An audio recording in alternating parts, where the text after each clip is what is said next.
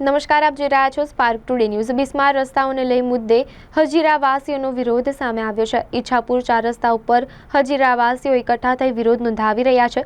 સમસ્યાઓ અંગે વારંવાર રજૂઆત કરવામાં આવી છે, તેમ છતાં આજ દિન સુધી સમસ્યાનું નિરાકરણ કરવામાં આવ્યું નથી, જેના કારણે સમગ્ર હજીરા કાંઠા વિસ્તારના લોકો આ સમસ્યાથી પરેશાન થયા છે। આ વિસ્તારના 100થી વધુ સ્થાનિક લોકો વિરોધ પ્રદર્શન કરી રહ્યા છે। હાથમાં વિવિધ પ્રકારના પોસ્ટરો લઈ વિરોધ પ્રદર્શન કરી રહ્યા છે। ચૂંટાયેલા પ્રતિનિધિઓ અને સરકારી અધિકારીઓને જાગૃત કરવા માટે આ વિરોધ પ્રદર્શન કરવામાં આવી રહ્યો છે।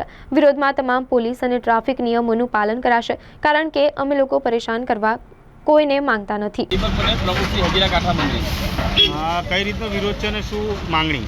સાહેબ, અમારા જે નેશનલ હાઈવે જે છે એ સુરત હજીરાથી ધુલિયાનો નેશનલ હાઈવે સરકાર દ્વારા બનાવવામાં આવ્યો છે, પરંતુ સાહેબ અમારે દુઃખ સાથે કહેવું પડે છે કે સરકારી અધિકારી અને અમારા વહીવટી અધિકારી તેમજ રાજકીય નેતાઓની અણઆવડતના કારણે આજે સમગ્ર હજીરા વિસ્તારને આ રોડના ખાડાઓને બાંધમાં લીધું છે, અને એના વિરોધ માટે આજે અમે હજીરા કાંઠા વિસ્તારમાં અહીંયા આગળ બેનર લઈને વિરોધ પ્રદર્શન કરી રહ્યા છીએ।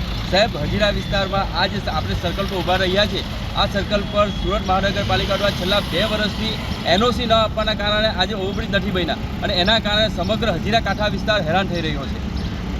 માંગણી શું આગળ?